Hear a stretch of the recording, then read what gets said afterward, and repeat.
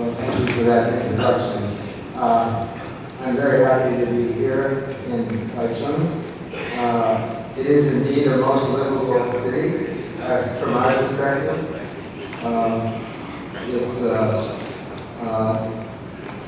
I'm happy also to be participating in this conference. I wish I could stay for the whole conference. I was looking over the set of abstracts. There's a great many that seem highly relevant to me. I was impressed at the diversity of papers at this conference, using both the traditional modeling methods and also behavioral or more eclectic modeling methods.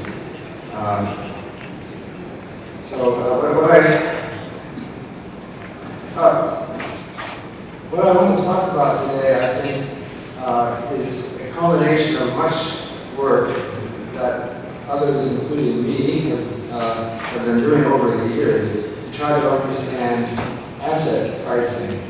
And I want to get at some really fundamental issues that underlie problems that I think are difficult for government policymakers to deal with. Problems that I think may require more research to understand. And that maybe what we need is convincing work that will help the public understand the real estate market or other markets better. It's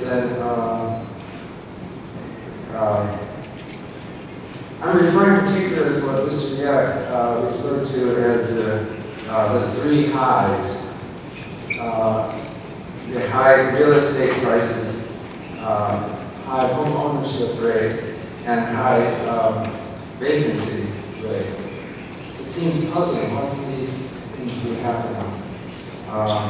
One thing that I thought I should mention outright that these are problems that are not just Taiwan. Notably, there are other countries with the same highs. I was thinking, first of all, about China and Hong Kong, but it doesn't stop there. They are notably suffering from the same problem. It includes also Australia, New Zealand, Canada, and other countries to a less extreme amount. So what is it that these things come across as a puzzle? Canada, what's going on there? Well, some people will blame it on the Chinese. That's probably the narrative that is afloat in Canada to explain why home prices are so high there. But I don't believe these stories. It's not well documented. So I want to just talk about general perspectives for understanding such things as the three highs. And this is going to draw on research that I have been doing for a long time. As Bob Edelstein said in the introduction, I think this goes back.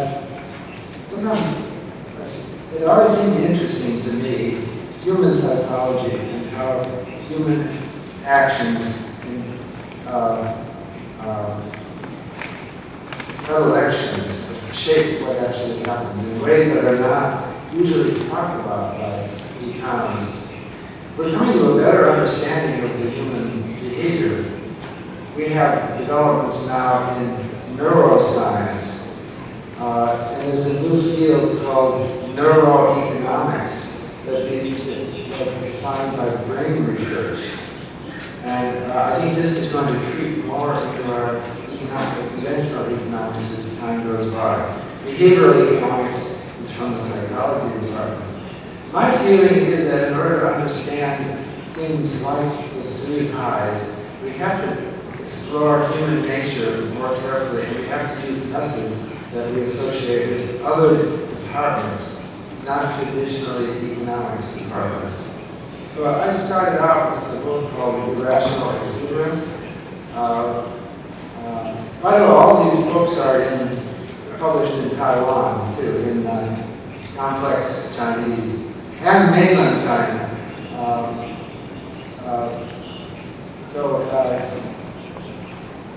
I guess Bob Einstein mentioned these books. Animal Spirits was a book that I wrote with George Akerlof about what drives people, what makes people do things. It's not, I don't think, well captured by traditional economic models. There's something called animal spirits that drives you to do things that you might surprise yourself what you find motivated to do, or you might feel unmotivated. The term animal spirits was used by John Maynard Keynes in a classic 1936 book. But there's something kind of mysterious about the human psyche that changes through time. And, that's related to the three highs. Fishing for fools refers to the fact that there are people who try to manipulate others' psychology for their own self-purposes, and they try to manipulate perceptions. But understanding these things has to be a part of what economists do. The last thing shown here it doesn't show up. As Bob pointed out, I was president of the American Economic Association last year, and I had to write a presidential address.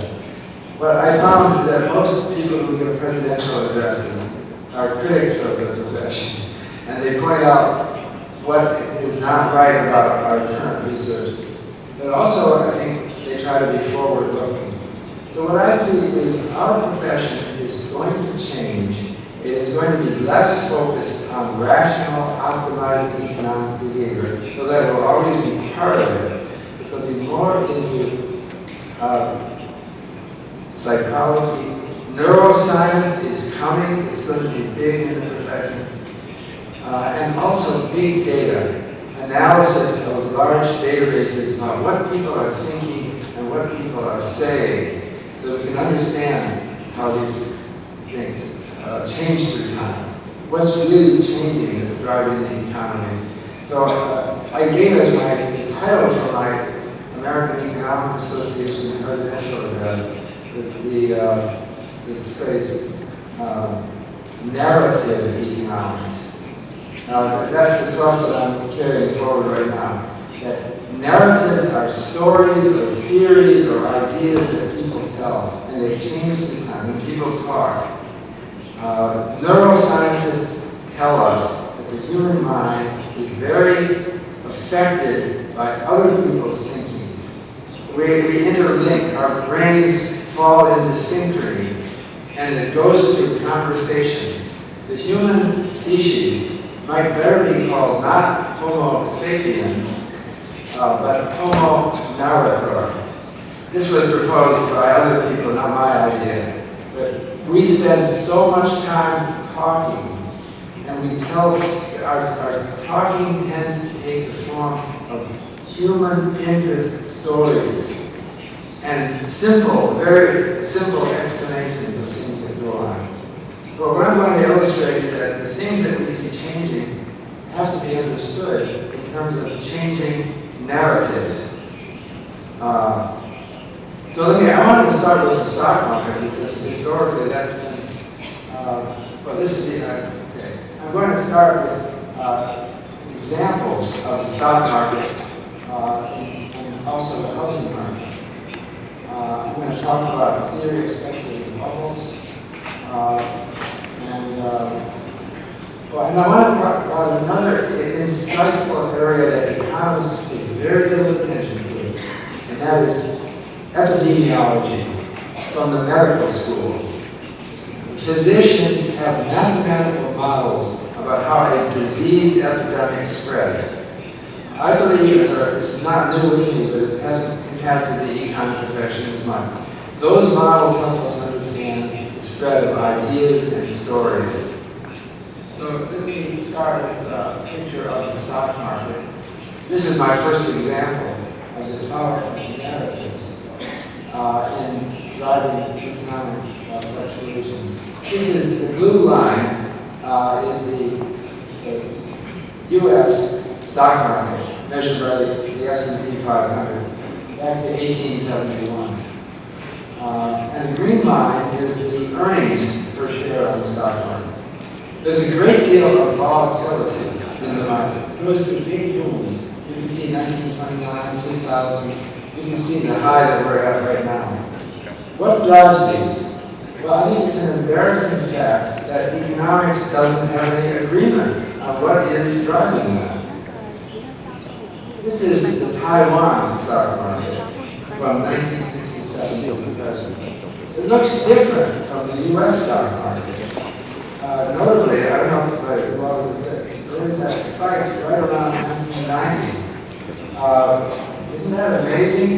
It's long enough ago that many of you don't remember it. But the Taiwan stock market went up like how many fold? 8-fold in a matter of a year or two, few years, not 1 year. And then it dropped 75%. Why did it do that? The stock market is supposed to be a long-term market. You would think it would be more stable. But this is from my book, Irrational Exuberance. Actually, it goes back even longer ago. The solid line is the U.S. stock market from 1871 to the present. You can see it's had lots of ups and downs. The dashed line is the present value of actual future dividends with a constant discount rate. Now you can see that the actual stock market is much more volatile than the present value. The present value is what the stock market would arguably do if people knew the future. So the present value of actual future dividend is just like a trend line. It never changes very much. So why is the market going up and down? I got into a lot of controversy, Bob didn't mention that, over this picture. And people claim I was trying to deceive them. No one ever found a flaw with this picture, I would say. What it says to me is that the stock market is driven primarily by something other than economic fundamentals. Is it rational? Is it irrational? Well, we can't really answer that. It's something. What I'm arguing now has to do with narratives and stories that change through time. So in my book, Irrational Exuberance, I said that speculative bubble. I was kind of, by the way, when I wrote that book, the word bubble was kind of unacceptable word in the economics profession. It's like if you were to bring up astrology in an astronomy conference, they wouldn't like it. But it's coming back. Now we can say it. I can say bubble.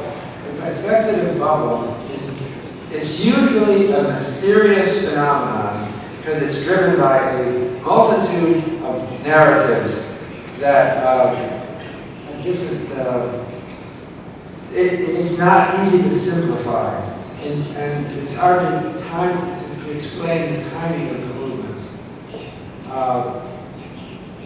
And some of these are just naive theories. Economists are making a contrast between dignified economics, which respects people and would never accuse anyone of doing something foolish, and the real world, which has a lot of foolishness in it. Bubbles reach epidemic proportions with amplification mechanisms. When prices start going up, it gets people excited, and they start telling different stories. Typically, stories that justify the price increase. So it changes your mental state, where you start to know stories that, and you have the impression that other people believe the stories that would justify the price increase. There's different kinds of feedback. When the price goes up, it amplifies stories that justify the price increase, and it causes people to buy more and bid the price up again more. It also works in gross domestic product. When prices go up, people spend more because they think the economy is doing well, and GDP goes up. And that then encourages them to want to spend even more. There's also feedback through corporate earnings and through lending standards. When home prices or stock prices have been going up, people get more complacent and less worried about problems of lending. So the banks and the other lenders are much more free. For example, in a real estate boom, lenders will say, I'm not afraid to give a 100% loan to value ratio because in 6 months' time it will be down to 90%, just like that, because prices are going up so fast. So these are a list of precipitating factors that I gave in 2000 for the 2000 market peak. The point for the United States, but it applies to other countries as well. There are lots of things that change through time that have a form of narrative. So, for example, I just go to the last one, the rise of gambling opportunities. At least in the U.S. and in the West, if you go back 30, 40 years, there wasn't much gambling. It was considered wrong or foolish, and there were laws against it. But they've loosened up, and now there's casinos everywhere. It's a change in our culture that ultimately helps drive the markets. So I wanted to go back to that Taiwan stock market boom in around 1990. What was happening in Taiwan? Why did the market do this big up and down? Well, there were stories that were talked about that.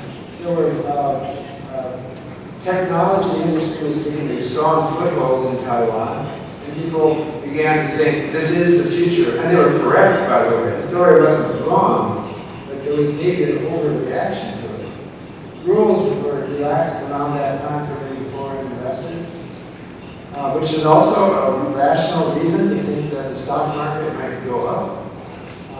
But there was something strange going on. It wasn't just people that, oh, we have these new rules, so I've just marked my price up. It was actually something exciting was going on, because people were both buying and selling at a rapid rate. The volume of trade increased sevenfold between January and September of 1987. The price earnings ratio rose from 16 to 45 in 1 year in Taiwan. Also, other funny things were going on, reflecting changing culture. There was a game,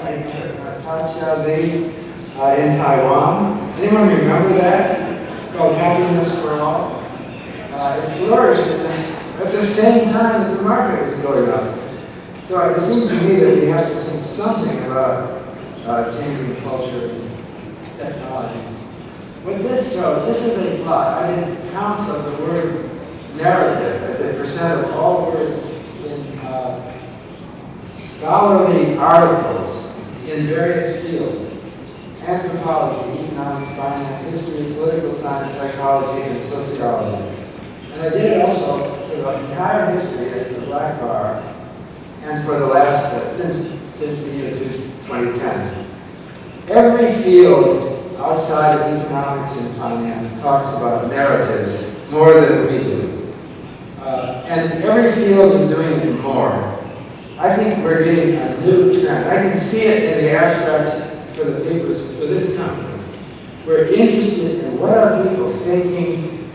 Can I use big data to figure out what they're thinking? Can I create some new sentiment index or confidence index or something like that using big data or using questionnaire survey methods also? I think the economics and finance profession are on a trend so that in the future there will be more concern with what people are thinking. So here's an example of a narrative. I don't know how many of you have heard of this. It's called the Laffer curve. So Arthur Laffer is an economist. Way back, he was a young economist in 1978. He proposed a theory that related the tax revenue that the government receives as a function of the tax rate. And he drew this curve, which bends down. It really said if you raise taxes too high, eventually your tax revenue will actually decline because people don't want to pay so much tax and they'll do more taxes. Somehow the word, the Laffer curve, it went viral in the late 1970s, early 1980s. Why did it go viral? I'm going to model it as an epidemic. By the way, at the same time, there was something else. Those of you who are older here will remember. There was something called Rubik's Cube. Remember that? Rubik's Cube was a puzzle? It went viral. Everyone had to have this little puzzle all over the world. Rubik was from Hungary. It just spread everywhere. It spread as an epidemic. It's the same thing as a disease epidemic. Everyone, you see someone else with this cute little puzzle and you want it too. And I think the Laffer curve was like that. It was actually took a storied form. I didn't tell you the story. The Laffer curve story is that Art Laffer was at a restaurant in Washington, D.C., a fancy restaurant, and he was meeting with some of the top government officials in the United States, and he drew this curve on a napkin. Now, that's all irrelevant, it would seem. We should ask, what is the essence of this story? But it turns out, you have to tell the story. This is the thing. Human beings are very conscious of the little details. That's why we have fiction. People write a book and make up everything. None of it is true. But they put it together in a way so you like it and you want to talk about it and tell other people that. So Art Laffer himself said later that he could hardly even remember this event, but the whole world remembers it. It's a curious puzzlement that people respond to the story. So this is a model from the mathematical epidemiology literature. In fact, by Carmack and Kendrick, 90 years ago, which launched the field of mathematical epidemiology. These people were not economists. They had no interest in economics. They were modeling influenza, smallpox, diphtheria, various diseases. And I don't have time to really get into the details. But it's a simple three-equation differential equation model that has two parameters, a contagion rate and a removal rate. The contagion rate, C, is a matter of how contagious the disease is, how easily spread it is. R is not infection rate. R is that's an error, I guess. That's the removal rate. It's how fast you get over the disease. And if you look at their curve, epidemics tend to follow a hump-shaped pattern. They grow at the beginning. This is measured, say, in weeks since the start of the epidemic. Say, in this case, I have 100 people in the population using their model. I introduce one sick person who has just joined the population. 1% of the population is sick. It will spread, depending on CNR, it will spread through much of the population. But it will peak eventually, and it will decline. We see these patterns again and again and again. I think it relies on the essential truth of the Carmack and Kendrick model. By the way, we had 90 years of mathematical epidemiology, and there's a lot of variations on this model. I mean, I'm just taking this one as an example of the idea of the epidemic model. So here's a little bit of math. Let me just say that there's two parameters in this model, C and R. The size of the epidemic, this is contained, it's right from the 1927 article. The size of the epidemic depends on C over R. So if the contagion rate is high relative to the removal rate, most people will eventually get sick and catch the disease. But the speed of the epidemic depends on the level of C and R. So what to me is the fundamental lesson is you can have fast epidemics and slow epidemics. Some epidemics will play out in a few weeks, so just go raging through the population, and then it will be declining. But you can also have very slow epidemics that go through time. It may take 100 years for the epidemic to play out. If C is low and R is low. So here's an example of the Laffer curve. I actually plotted using ProQuest News and newspapers and Google Ngram's books. These are big data sources. What happens with the phrase Laffer curve? Well, you can see that nobody ever said Laffer curve until 1978, when the first thing hit the news media. It's not perfect. I don't mean to say the Kermack-McHenry model fits exactly. You can see sort of a hump shape, both in news and in books. Lots of things have these economic patterns to them because they're narratives.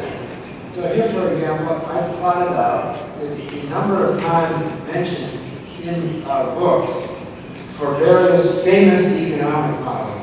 The ISLM model, the real business cycle model, the overlapping generation model, and the multiplier accelerator model. I picked these models because they're old.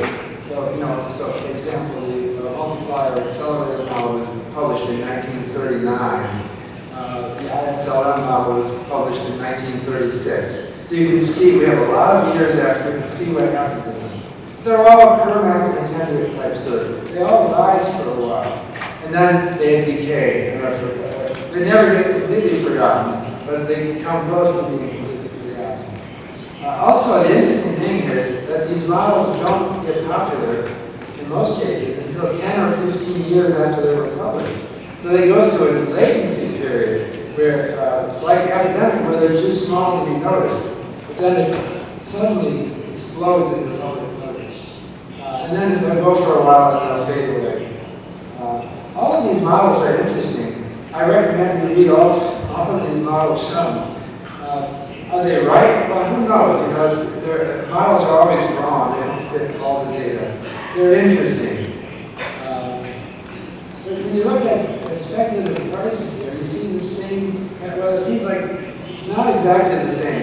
These epidemics tend to come back. And that's not shown in Kermack-McHenry, but it's shown in various other models. But you have these hump-shaped patterns for stock prices, gold prices, oil prices, and home prices. But they all look different, but they have a Kermack-McHenry. Why are they so different? You want to think that there's something basic that should be driving on, maybe interest rates.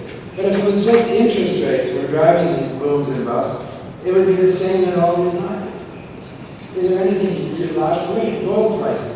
Why should they be going through these big swings? Do you think that's rational or for some good reason? I don't think so. This is just comparing commercial real estate market with my own, with Carl Case, home price. Commercial real estate resembles residential real estate in its broad price patterns. Why is that? Well, there's two reasons. One is a logical reason that they're both offering similar products, but I think there's also a narrative similarity. The stories that are driving the stock market, the commercial real estate market, are also driving the residential market. Now, the narrative, what about looking at the comparison between real estate markets and the stock market? What I have here, the red is the real inflation-corrected Dow Jones Composite REIT Index, which measures real estate. And the blue line is the stock market index of the United States. If you look, it's an interesting history because before 2005, the two markets were moving opposite each other. The stock market was crashing after 2000, but the REIT market was going up. But then when we get to past the financial crisis in 2000, it peaked in 2007, then they moved together very much. So how do we understand that sort of thing? I'm thinking that you have to understand it through the narratives that are changing through time.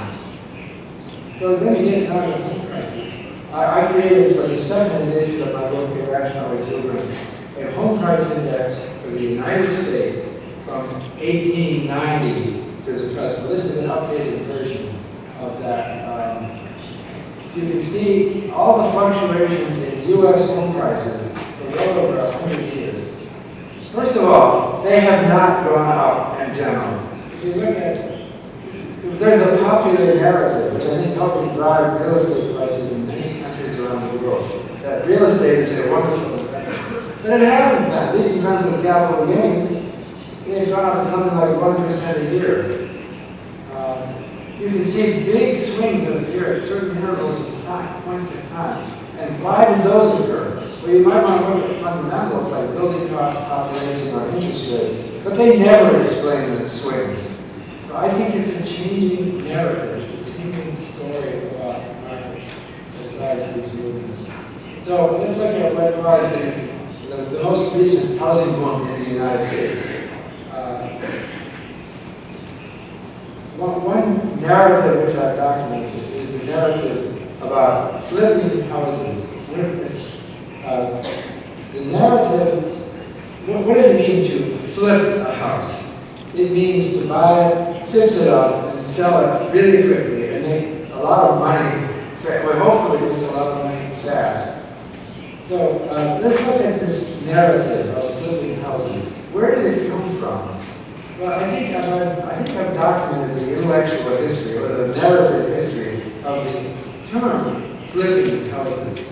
It started to appear in the late 1970s and early 2000s when there were a lot of condominium conversions. And the condominium conversions where a developer would buy an apartment building and then evict the renters there and sell off the units as condominiums. The problem was that there was political opposition to this. So they felt that they had to kind of bribe the renters to accept this by offering them special lower prices. So they would give contracts to to sell their unit, to buy a unit that they live in at a low price. Some of these homeowners would flip their contract.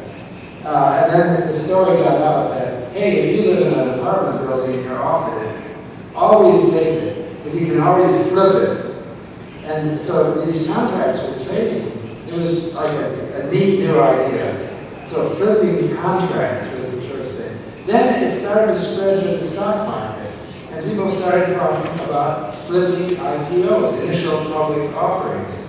So it's the same thing. You don't even care what the business is. You just want to get in on the IPO because the IPOs, there's a little bit of fishing for fools and manipulation. Just as the condo converters were offering low prices to the renters, IPO sales and brokers were offering effectively low prices to their best customers. It was a publicity stunt. They would flip the IPO and quickly make a lot of money. This happened in the 1990s or thereabouts. And then it was a new idea. Let's talk about flipping houses that came in. As you can see, here's counts on protest of the frequency of the term flipping housing. So there was a narrative driving the U.S. housing movement related to a story about hotshot, smart investors who made a lot of money very quickly by flipping housing. A whole category of books started to appear. Flip That House. There was a TV show, actually in the U.S. called Flip That House. In the UK it was called Property Ladder. And they would show real life stories of people who made a lot of money fast. It was very attractive because you wouldn't think that flipping houses required a PhD or a law degree or anything. It's something anyone could do. And they were fascinated by this as the market went up. So the narrative was changing. You have to look at it. Now, we can try to model expectations. The economists don't like, generally, in the past, although it's starting to change, but economists don't like to talk about narratives. They want to talk about expectations. And I did this too. In fact, I've been asking expectations data with my colleague, Carl Case, since, actually look back in the report. This shows it since 2003. So we asked people in the United States, what do you think will be the appreciation of a house in your town, on average, per year for the next 10 years? And what we found was that in 2004, they were expecting more than 12% a year inflation in home prices. correspond. So we did find that expectations mattered, but where did he get these expectations? The bubble was driven by high expectations, and we've seen a gradual decline ever since in expectations for appreciation. This is a recent pulsonomic survey. Expectations of appreciation are still down in the United States. It's something like 3 or 4% a year that Americans expect. We're not thinking bubbly at this point. Maybe we are in Taiwan, not in the U.S. How can we explain that? I think it has to have something to do with the contagiousness of certain narratives in the United States and a different contagion in Taiwan. This shows both the expected 10-year home price appreciation per year, the upper series, and below it the 30-year mortgage rate. So in the United States, the Federal Reserve has been cutting interest rates after the financial crisis, and that's supposed to encourage home buyers. But actually, their expectations for appreciation have gone down more than the interest rate, which helps explain why, until recently, the housing market was slowly recovering. Narratives take the form, they're not always in the sense that I have a number for what I expect to happen. Because most human minds are not so quantitatively oriented. So what I've been doing is asking a survey of individual investors in the United States. The question was, do you agree with the following statement? The stock market is the best investment for long-term holders who can buy and hold through the ups and downs of the market. Well, in the year 2000, when the market was at peak, we had about 95% agreement with that statement. Amazing. But when the market went down, the agreement went down. Now, these people seem to think they're not extrapolating recent price increases. They think it's always this way. The stock market has always been a perfect investment. If you bring it up and ask them, well, what about 1929? They'll probably say, oh, that's so long ago. It's not going to happen anymore. So I asked the same question about real estate. The question that I asked of now, recent home buyers, is, do you agree with the following statement? The housing market is the best investment for long-term holders who can buy and hold through the ups and downs of the market. Now these are home buyers, so they're not a random sample of everyone. But we had amazing agreement just before the housing market peaked in the United States. In 2004, it was well over 80% agreement. That's this heavy decline. As the home prices started falling, so did agreement with that statement. But again, this question was not phrased as, what do you think is going to happen next year? It's the best investment. It's like, people think there's the best investment for all time. I kind of suspect that some people in Taiwan are thinking like this. It wouldn't surprise me at all. That they just think housing, there's something magical about housing. I've gotten involved, I just mentioned Bob mentioned various of my, I'll mention one of them. I believe that financial innovation is one of the basics that will help people deal with these psychological events. I thought I would mention my one product in Taiwan. Ace Life has launched a product based on my research and research of people at Barclays Bank, where I've been consulting, which invests in REITs that have a low price to earnings, earnings that measured by adjusted funds from operations, or AFFO. It's a value. The idea is that real estate is going to have its ups and downs because of changing narratives. And we don't know, we don't understand or explain these things, but we can at least avoid the ones that have the strongest narrative as investors. There's a lot of other kinds of financial innovation, which wasn't the subject of my talk today. But I think that even if people are irrational, and vulnerable to narrative, we can still make their lives better off if we change our financial institutions. I don't have time to talk about all these things today. But just to summarize what I said,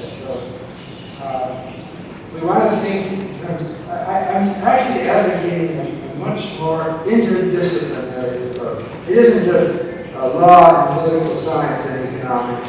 It goes way beyond that. I can see reasons to look at what is going on in the medical school is now the leader in economic research, could emerge as the leader with both neuroscience and epidemiology, with powerful methods.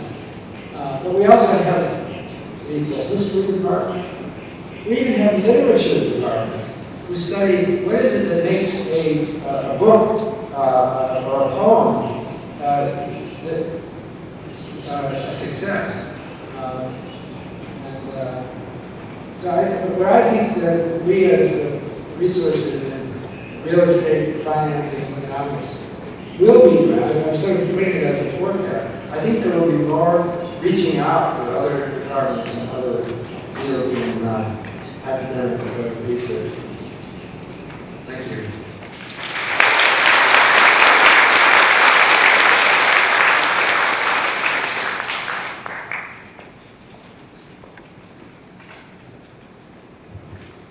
Thank you very much to Professor Shiller. Ladies and gentlemen, please give him another big round of applause. Thank you for the wonderful presentation of Ming-Chi.